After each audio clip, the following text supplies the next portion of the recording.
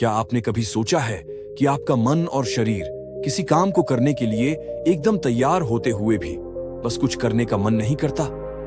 आप जानते हैं कि आपके पास समय है, आपके पास ऊर्जा है, फिर भी काम टालते जाते हैं। क्या यह आलस नहीं है?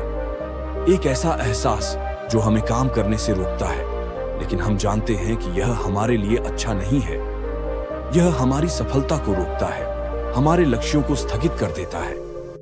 क्या आपने कभी सोचा है कि आलस क्यों आता है? क्यों कुछ दिनों में हम आत्मविश्वास से भरे होते हैं और कुछ दिनों में पूरी तरह से निष्क्रिय? और सबसे महत्वपूर्ण बात यह है कि इसे कैसे खत्म किया जा सकता है। आज के इस वीडियो में हम आपको बताएंगे कि आलस क्यों आता है और कैसे बुद्ध ने अपने शिष्यों को आलस से बचने के तरीके सिखाए थे।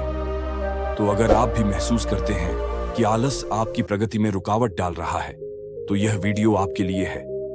आइए शुरू करते हैं। बुद्ध की शिक्षाएं जीवन के हर पहलू को समझने में मदद करती हैं, और आलस भी एक ऐसी समस्या है जिसे उन्होंने अपने शिष्यों को समझाया था। वे बताते हैं कि आलस सिर्फ एक शारीरिक स्थिति नहीं, बल्कि यह मानसिक स्थिति का परिणाम होता है। जब हमारा मन थका हुआ होता है या जब हम अपने लक्ष्य को लेकर स्पष्ट नहीं होते, तो आलस उत्पन्न होता है। बुद्ध के अनुसार आलस तब आता है जब हम अपने उद्देश्य से भटक जाते हैं। जब हम अपने जीवन के उद्देश्य को नहीं समझ पाते, तो हमारा मन उन कार्यों से दूर भागने लगता है जिनका हमें करना होता है।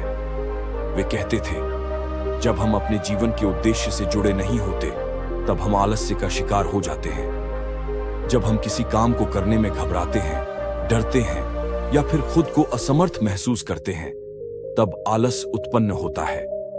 यह न केवल कार्य को टालने का कारण बनता है, बल्कि हमें आत्मविश्वास भी खो देता है। तो सवाल यह है, क्या हम इस आलस को खत्म कर सकते हैं? बुद्ध ने हमें कुछ खास तरीके बताए थे जो न केवल आलस को दूर करने में मदद करते हैं, बल्कि जीवन को भी अधिक व्यवस्थित और उद्देश्यपूर्ण बनाते हैं। आइए जानते हैं, बुद्ध ने अपने शिष्यों को आलस से कैसे बचने के उपाय बताए थे। ये उपाय न केवल शारीरिक आलस को खत्म करते हैं, बल्कि मानसिक आलस से भी मुक्त करते हैं।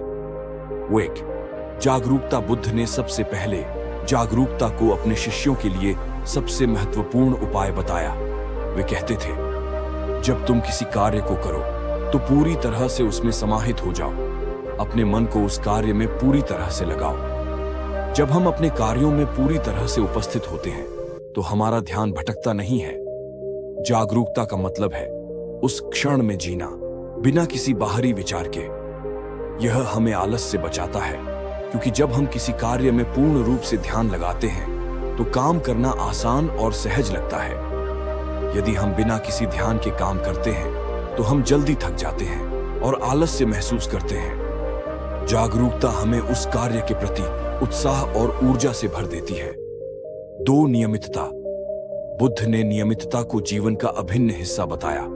वे कहते थे, यदि तुम चाहते हो कि आलस तुमसे दूर रहे, तो तुम्हें एक निश्चित दिनचर्या बनानी होगी। जब हम एक निश्चित समय पर उठते हैं, एक निश्चित समय पर खाते हैं और अपने कार्यों को प्राथमिकता देते हैं, तो आलस हमें प्रभावित नहीं कर पाता। नियमित दिनचर्या से हमें न केवल शारीरिक ऊर्जा मिलती है, बल्कि मानसिक शांति भी मिलती है। बुद्ध के अनुसार अनुशासन से हमें न केवल कार्यों को पूरा करने की प्रेरणा मिलती है, बल्कि यह हमारे भीतर आत्मविश्वास भी पैदा करता है। 3. उद्देश्य का स्पष्टता। बुद्ध ने हमेशा अपने शिष्यों से यह कहा कि जब जीवन में स्पष्ट उद्देश्य होता है, तो आलस कहीं नहीं होता। वे कहते थे, जब तुम अपने उद्देश्य को समझते हो, तो कोई भी कार्य तुम्हारे लिए कठिन नहीं होता। यह महत्वपूर्ण है कि हम जानते हैं कि हम क्या चाहते हैं। यदि हम यह नहीं जानते, तो हमारी ऊर्जा बिखर जाती है और आलस जन्म लेता है। उद्देश्य हमें उस दिशा में चलने की ताकत देता है जहां हमें जाना होता है। जब हमें अपने उद्देश्य की स्पष्टता होती है, तो काम करना उतना ही आसान हो जाता है, क्योंकि हमें पता होता है कि हम क्यों कर रहे हैं। 4. ध्यान और साधना। बुद्ध के अनुसार आलस से मुक्ति का एक और महत्वपूर्ण उपाय है ध्यान और साधना। वे कहते थे, जो व्यक्ति ध्यान करता है, वह अपने मन को नियंत्रित कर सकता है और आलस से दूर रह सकता है। ध्यान से हम अपने मन को शांत और नियंत्रित करते हैं। यह हमें न केवल मानसिक शांति देता है, बल्कि यह हमें हमारे कार्यों के प्रति सजग और केंद्रित बनाए रखता है। ध्यान से हम खुद के साथ समय बिताते हैं, अपने विचारों को समझते हैं और फिर हम अपने कार्यों में पूरी तरह से समाहित हो जाते हैं। 5. आत्म प्रेम और आत्म समझ। आलस से बचने का एक और तरीका है आत्म प्रेम और आत्म समझ। बुद्ध कहते थे, जब तुम खुद को समझते हो तब तुम्हारा मन आलस से मुक्त हो जाता है। आलस तब उत्पन्न होता है जब हम खुद को कमतर समझते हैं या जब हम अपने कार्यों को निरर्थक मानते हैं। लेकिन जब हम खुद को समझते हैं, अपने अंदर की शक्ति को पहचानते हैं और अपने कामों का महत्व समझते हैं, तो आलस अपने आप दूर हो जाता है। आत्म प्रेम से हम आत्मविश्वास से भरे रहते हैं और यही आत्मविश्वास आलस को हराता है। आलस से निपटने के लिए बुद्ध ने हमें जो रास्ते दिखाए हैं, वे न केवल कार्यों को पूरा करने में मदद करते हैं, बल्कि जीवन को भी अधिक शांतिपूर्ण और उद्देश्यपूर्ण बनाते हैं। जागरूकता, नियमितता, उद्देश्य की स्पष्टता, ध्यान और आत्मसमझ, ये सभी उपाय हमें आलस से बाहर निकालने और अपने जीवन को सुधारने में मदद करते हैं। आज से अगर आप भी आलस से संघर्ष कर रहे हैं, तो बुद्ध की शिक्षाओं को अपनाएं। जागरूक रहें, अपने उद्देश्य को जानें, नियमित रहें और खुद को समझें।